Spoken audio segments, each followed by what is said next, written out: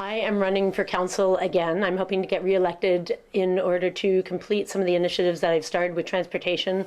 I've championed two future transit plans for Squamish, as well as benchmarking healthcare for the community, working with the OCP.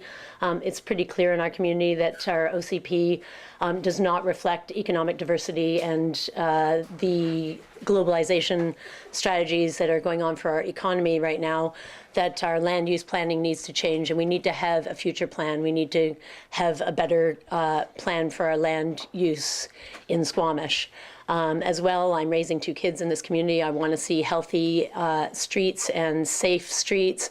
I want to continue the work that I'm doing with cycling lanes, separating cycling lanes to make streets safe from anywhere from 8 years old to 80 years old. Our infrastructure should be walkable, our communities should be walkable and safe for our children to get around.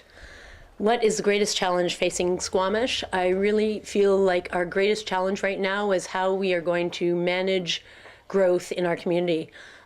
We are currently running off a residential tax base. We are building an immense amount of housing and we have limited employment opportunities in Squamish.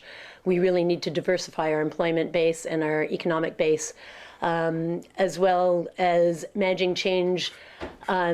It means that the future of Squamish has to be paid for by our current residents, which is completely unaffordable.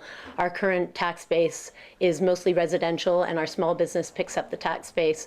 In order to pay for our future infrastructure, we have water and sewer difficulties that need to be paid for, and I think the greatest challenge is how are we going to afford the amenities that we've all gotten used to, as well as keep our trails and our recreation infrastructure robust, which is why people move here.